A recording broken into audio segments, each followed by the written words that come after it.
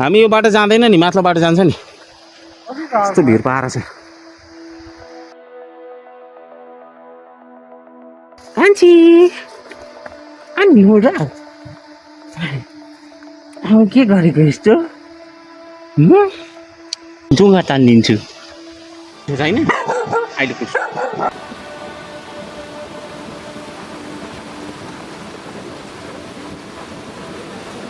ल यो भाइले यहाँबाट पानी निकालिसक्यो। भाइ बाटो रहेछ क्या भाइ।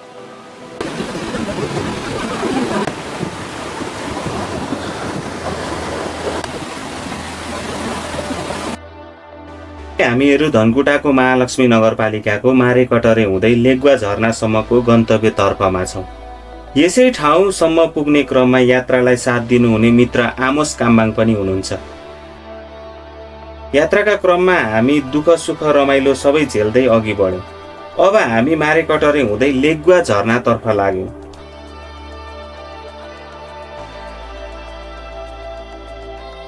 यहाँ मकै खेती प्रशस्त देख्न सकिन्छ।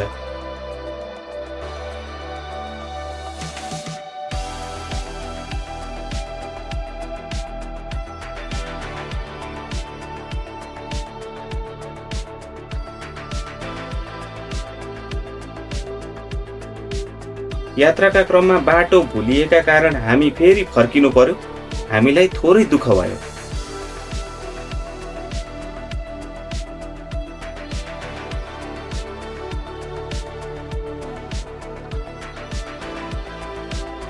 हामीहरू फर्किएर पुनः फेरि झरनातर्फ लाग्यौँ।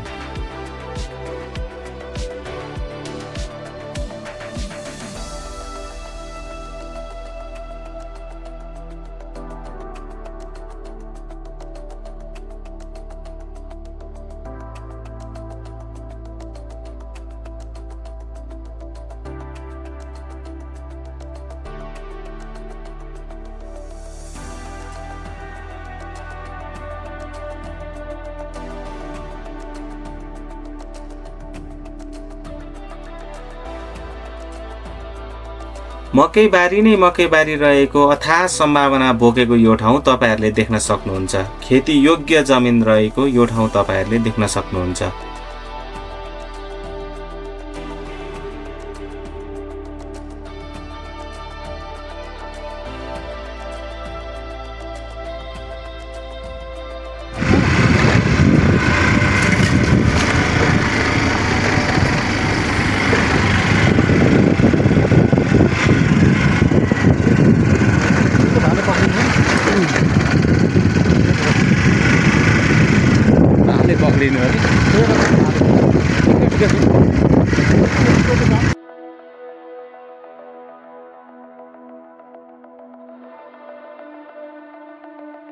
अझै पनि तपाईहरूले यहाँ पुराना खोलमा पुराना घरहरू र गाउँले जीवन देख्न सक्नुहुन्छ, जहाँ धेरै नै केराखेती लगायत मकै गहुँ यहाँ लगाएको र खेतीयोग्य जमिन अनि बाख्रा पाठा पालन वस्तु पालन यहाँ तपाईहरूले देख्न सक्नुहुन्छ।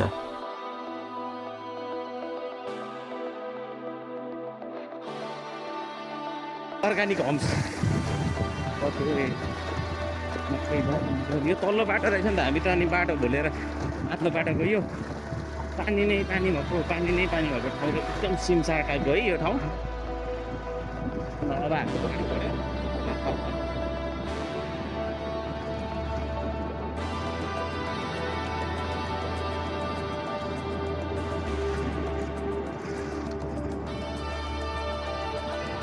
बाटो ठिक छ नि है यतिको?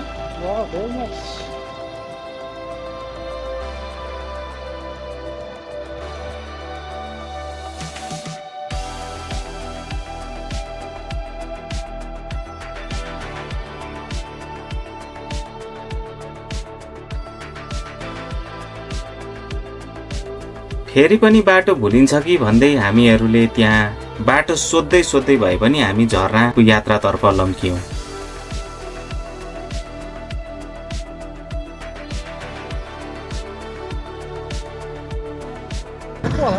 होइन हामी यस्तो ठाउँमा आइसकेको छौँ नि। पुल पनि रहेछ हो। पानी राम्रै रहेछ झरना।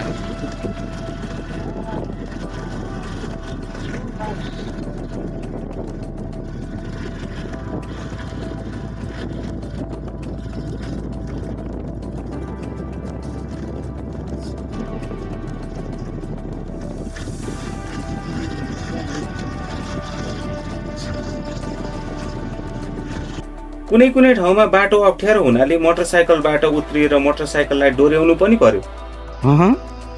हुन आँटे जस्तो छ है, ल हुन आँटे जस्तो छ है। त्यतिको गाडी त तपाईँले काँदा बोकेर कुद्ने हो क्या, काँदा बोकेर उकालो गुटु टुटु टुटु टुटु कुद्ने हो तपाईँको, ठाडो नाक ठोकिने उकालो।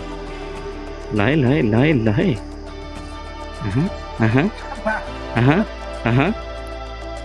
चढ्ने फेरि गम्बुट लाउनु भएर छ आज, पुरै कमान्डो जस्तो पुरै। हो त्यहाँबाट उकाल्नुहुन्छ, गाडीले तान्ने हो कि तपाईँले ठेल्ने हो है? तपाईँ सिङ्गल कुद्नु होला, बिस्तारो घत्र घत्र घत्र आउँछ नि कुदाउन। ए ल के सिकाउनु पर्छ ल। मौसम निकै नै गर्मी थियो। बाटो अफरोड भए तापनि यात्राका लागि 2 पाङ्ग्रे मोटरसाइकलका लागि काफी थियो। त्यसमाथि पनि दक्ष चालक आमोस काम्बाङ। अब यहाँबाट चाहिँ कर्दैन ल गाडी, यहाँ हामी राखेर नि हिँडेर पैदल जानुपर्छ होला। मोटरसाइकल झर्नासम्म नपुग्ने भएको हुनाले हामीहरूले सुरक्षित स्थानमा मोटरसाइकल राखी पैदल जानुपर्ने भयो। हामीले चाहिँ सानो कान्छी भेटाएको छौँ। कान्छी अनि हो र के गरेको यस्तो? ढुङ्गा तानिदिन्छु।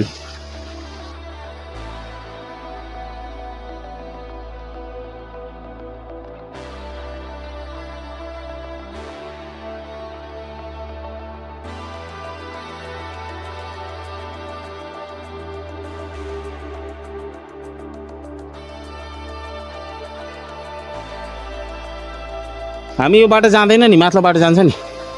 कस्तो भिड पाएर छ।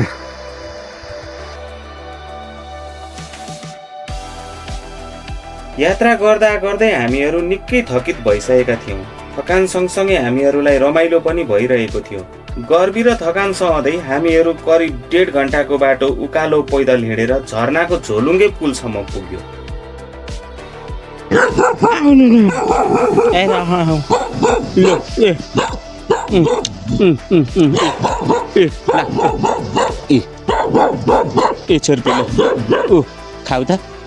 खाऊ त तँ, मैले दिएको छुर्पी खाऊ त खोइ खाएको।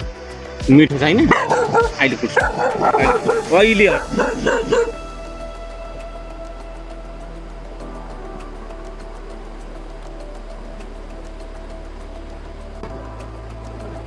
झोलुङ्गे पुलसम्म मात्र पुग्दा हाम्रो मन बुझेन। त्यसपछि हामीहरू फेरि आधा घन्टाको उकालो बाटोतर्फ लाग्यौँ। त्यो दुःखद यात्रा, त्यो बेसरीको थकान आँखै अगाडिको झरनाले सबै बिर्साइदियो।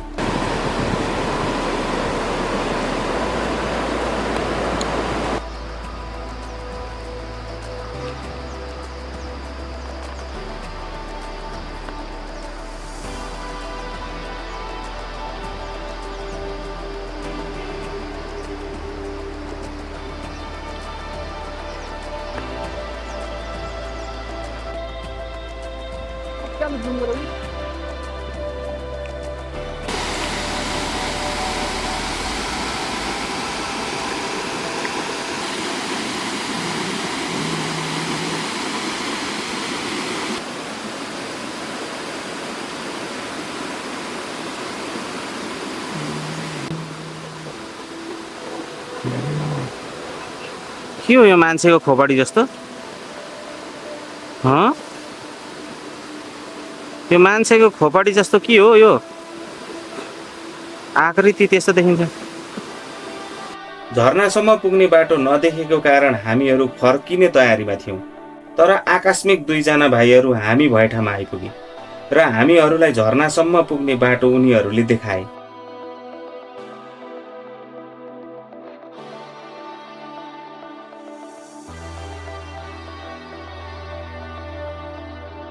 हामीहरू उनीहरूको पछि पछि गयौँ, तर बाटो निकै नै अप्ठ्यारो थियो। भिरको बाटो हिँड्नुपर्ने थियो। त्यही माथि बगिरहने पानीका कारण ढुङ्गाहरू लेउ लागेर चिप्ला भइसकेका थिए। तैपनि हाम्रो यात्रा भने रोकिएन, निरन्तर अघि बढ्यो। हामीले त पुरै भिड देखियो त अनि त्यहाँ, त्यही भएर नगएको नि हामी।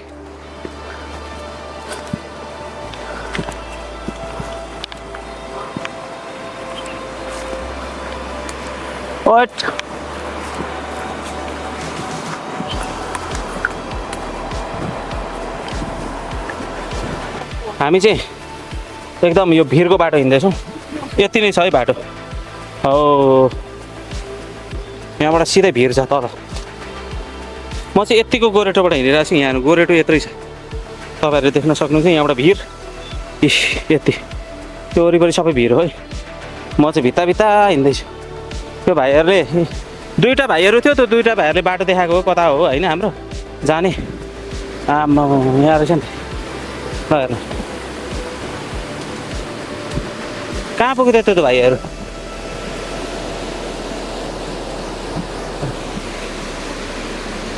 ल ल हेर्नु हामी अब झर्ना आइसक्यो।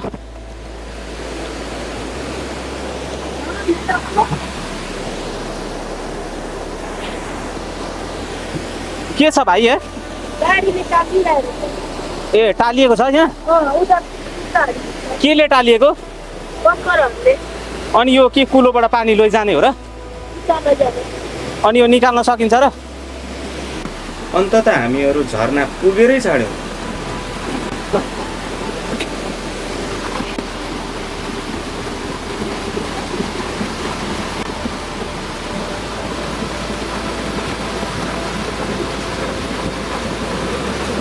ल यो भाइले यहाँबाट पानी निकालिसक्यो। भाइ बाटो रहेछ क्या भाइ।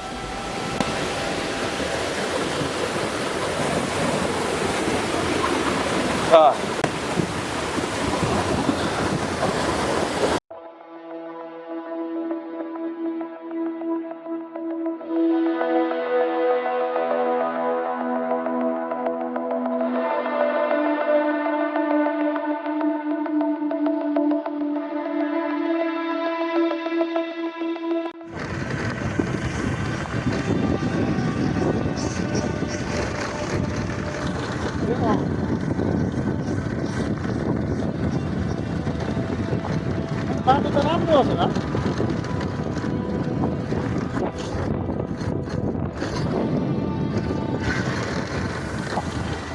त्यो अलि राम्रो अब तपाईँले त्यहाँ त्यसो गर्दा पनि भएन नि, पैसा पाउनु हुन्छ।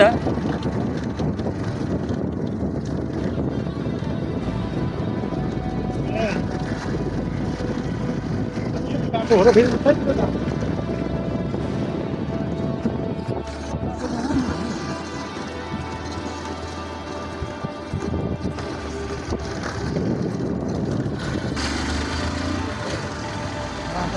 अरू भन्दा नि बाटो चाहिँ सोधु पर्छ अरे।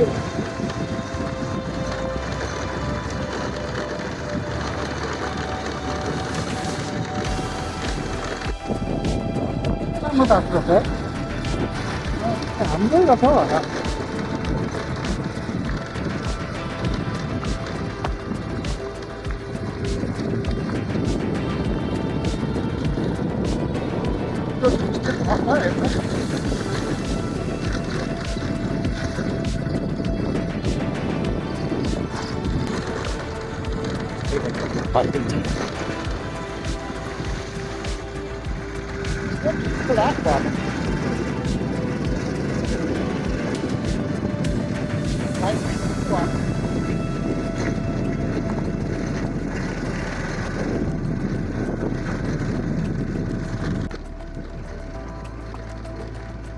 यो ठाउँमा आँप, लिची, कटर, मकै राम्रो फस्टाएको देख्न सकिन्छ।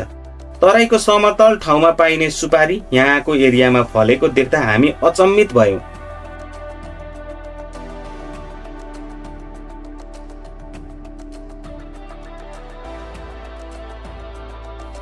लेगुवाको भूभाग भन्दा अलि माथि रहेको यो ठाउँ भौगोलिक हिसाबले रमाइलो रहेछ।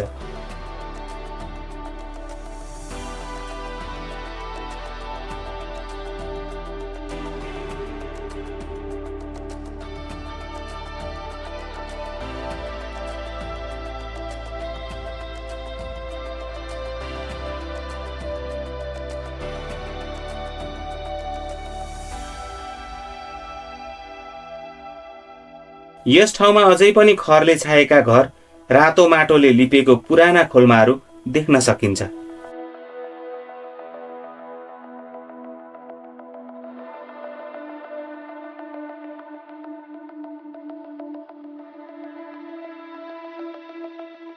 सायद गर्मी ठाउँ भएका कारणले होला यस ठाउँमा सुपारी, मेवा र नरिवल समेत फल्दो रहेछ।